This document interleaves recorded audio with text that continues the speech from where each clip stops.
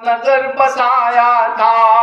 आर्य जाति के वैभव का विस्तार यहीं करवाया था। शुक्राचार्य सुपुत्री जिसकी यहाँ बनी पटरानी है, कौशाम्बी की गरिमा बड़ी पुरानी है। पाणिनि ने अपने सूत्रों में इसका नाम पिरोया है। महाभाष्य में पतंजलि ने इसका रूप संजोया है। आचार्यों ने कात्यायन की जन्मभूमि भी मानी है। कौशाम्बी की गरिमा बड़ी पुरानी है। कहते हैं रामायण में कुशपुत्र कुशाम्ब ने नाम दिया। वत्स राजधानी कौशाम्बी पर अपना अधिकार किया।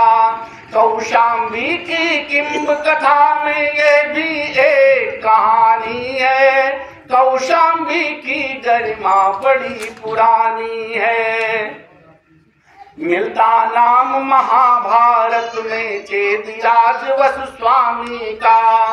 उनके पुत्र कुशाम्ब नाम पर पड़ा नाम कौशाम्बी का। वत्सराज उदयन वासो दत्ता की प्रणय निशानी है। कौशाम्बी की गरिमा बड़ी पुरानी है। डूब गई हस्तिनापुरी जब बाढ़ हुई गंगा जी में। राजा निचक्षु ने पुनः नया निर्माण किया कौशाम्बी में। मत्स्य पुराण प्रमाणित करता ये भी जुड़ी कहानी है। कौशाम्बी की गरिमा बड़ी पुरानी है। अघोषा का पहाड़ पद्म प्रभु तीर्थंकर की ये जन्मभूमि कहलाती है।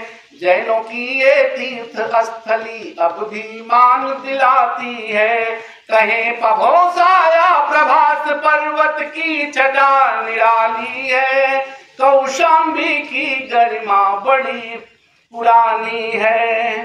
बौद्धों ने अपने बिहार का यहाँ प्रभाव बिखेरा है। यहाँ घोषिता राम सहित चारों बिहार का डेरा है। गौतम बुद्ध की कर्म स्थली बौद्धों की कल्याणी है। कौशाम्बी की गरिमा बड़ी पुरानी है। कभी कुषाणों प्रतिहारों को नगर बहुत ये प्यारा था। उदयन अशोक और समुद्रगुप्त ने इसको खूब संवारा था। रेनसान और फाहियान ने महिमा खूब बखानी है। कौशाम्बी की गरिमा बड़ी पुरानी है। यमुना तट पर जन्मभूमि है बसी हुई रत्नावल की। कांता सम्मित सदुपदेश है राम कथा रामायण की। तुलसी तुलसीदास हो गए धरती परम सुहानी है। कौशाम्बी की गरिमा बड़ी पुरानी है। उत्तर में गंगा तट पर संदीपन आश्रम स्थित है। कृष्ण सुदामा साथ साथ पढ़कर यहाँ हुए सुशिक्षित हैं। राम कृष्ण के पद चिन्हों से कौशाम्बी पद पहचानी है। कौशाम्बी की गरिमा बड़ी पुरानी है। श्रृंगवेरपुर पार उतर श्री रामपुरई तक आए हैं। दिन भर मृगया में तत्पर हो सायं विश्राम बनाए हैं।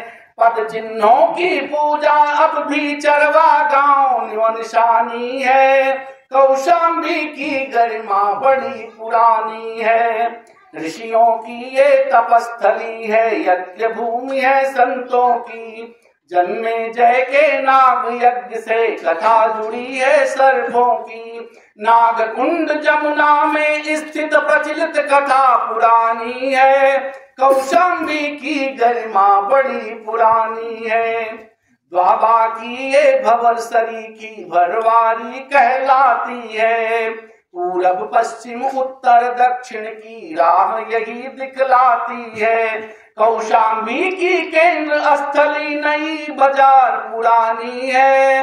कौशाम्बी की गरिमा बड़ी पुरानी है। खड़ा किला पर जयचंद ने अपना अधिकार अपना विश्राम बनाया था। हत्या कर अपने चाचा को यहाँ अलाउद्दीन हर्षाया था।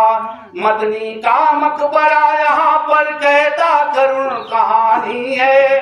कौशाम्बी की गरिमा बड़ी पुरानी है। काल नगर कर कोटक पहले कभी कड़ा का नाम है। यहाँ संत बाबा मलूक थे, यहाँ शीतला धाम है। यहाँ सती का कड़ा गिरा ये प्रचलित एक कहानी है। कौशाम्बी की गरिमा बड़ी पुरानी है। यहाँ सिराथू मंझनपुर चायल जिसकी तहसीलें हैं। हरी भरी खेती उपजाऊ अलवारा की झीलें हैं। गुड़ गन्ना गेहूं की चलती फिरती यहाँ किसानी है। कौशाम्बी की गरिमा बड़ी पुरानी है। बड़े बड़े व्यापारों की व्यापार केंद्र कहलाती थी। काशी से कौशाम्बी हो श्रावस्ती तक पहुंचाती थी। घोषित कुक्कुट और पावरिक सेठों की ये शानी है। कौशाम्बी की गरिमा बड़ी पुरानी है। यमुना द्वीप बभोसा में था वेद व्यास जहाँ जन्मे। अम्बा ने की यही तपस्या भीष्म पितामह के बद में। सुरसरित खेदनी ससुर खदेरी गंगा की निशानी है। कौशाम्बी की गरिमा बड़ी पुरानी है। मंझन कवि थे मंझनपुर के मुख्यालय कौशाम्बी में। कामसूत्र करता वात्स्यायन जन्म लिए कौशाम्बी में। गणिका पुत्र मलंग नाम से चर्चित कथा सुनानी है। कौशाम्बी की गरिमा बड़ी पुरानी है। भद्रवती थी निगम पुरानी भरवारी कहलाती है।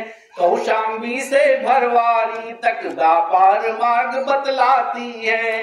भद्रवती था सेठ यहाँ का वर्णित पिटक कहानी है।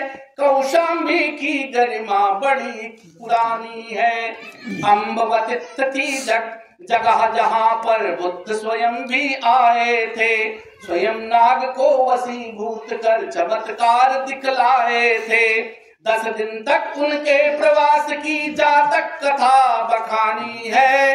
कौशाम्बी की गरिमा बड़ी पुरानी है। साहित्य सजन सौंदर्य कला संगीत यहाँ की शान थी। अनुराग राग में रमी यहाँ पर सुंदरियों की जान थी।